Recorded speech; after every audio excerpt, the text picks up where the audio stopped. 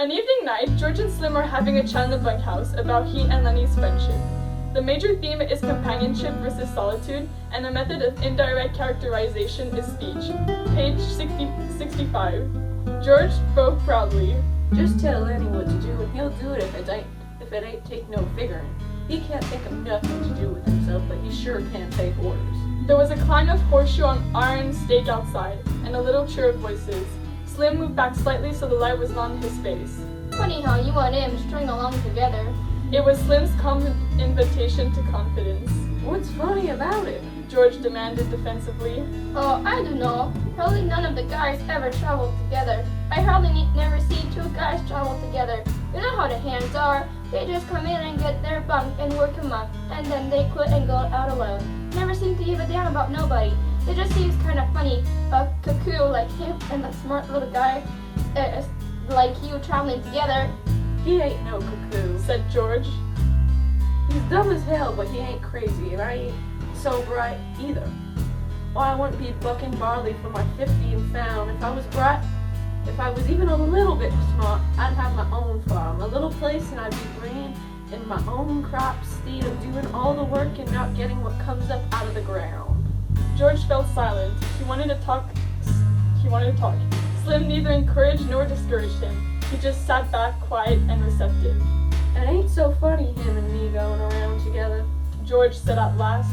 Him and me was both born in Auburn. I knew his Aunt Clara. She took him when he was a baby and raised him. When his Aunt Clara died, Lenny just come along with me out working.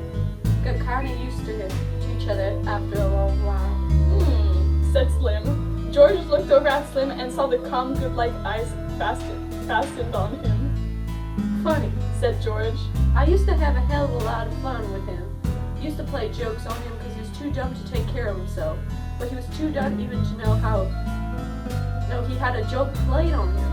I had fun, made me seem goddamn smart alongside of him. Why'd he do any damn thing I told him? If I told him to walk over a cliff, over he'd go. That wasn't so damn much fun after a while. He never got mad about it either. I beat the hell out of him, and he could have bust every bone in my body just with his hands, but he's never lifted a finger against me.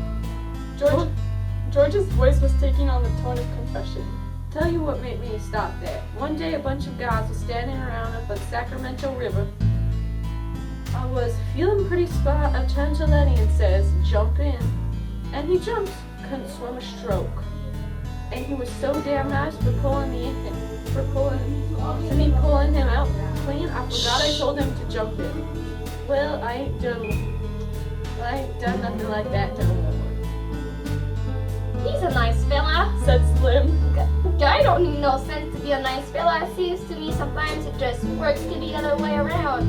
Take a real smart guy and he ain't hardly a very nice fella. George stacked the scattered cards and began to lay out his solitaire hand. The shoes thudded on the ground outside. At the windows, the light of the evening still made the window squares bright. The end. You're playing.